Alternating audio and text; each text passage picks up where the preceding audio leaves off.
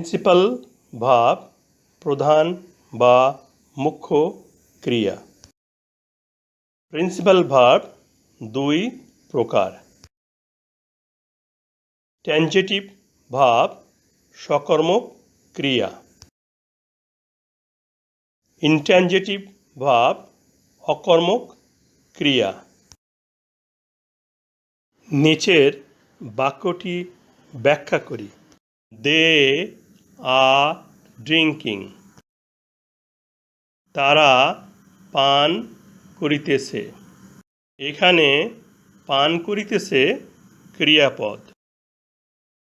ক্রিয়াপদকে কে দ্বারা প্রশ্ন করে যে উত্তর পাওয়া যায় তাহাই সাবজেক্ট।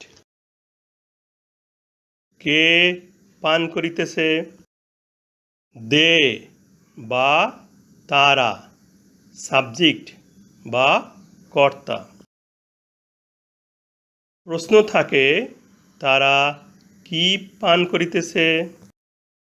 এই প্রশ্নের উত্তরের জন্য আর ড্রিঙ্কিং ভার্বের পরে আরও একটি শব্দের প্রয়োজন। অর্থাৎ সাবজেক্ট ও ভার্ব মিলে বাক্যের অর্থ পূর্ণ করতে পারছে না। আবার প্রশ্ন করি, তারা কি পান করিতেছে? উত্তর ধরি টি বা চা।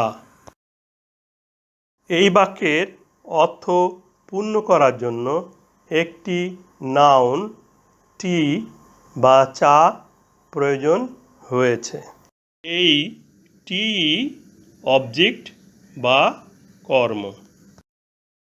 যে ভার্ব সাবজেক্ট ও ভার্ব মিলে বাক্যের অর্থ পূর্ণ করতে পারে না।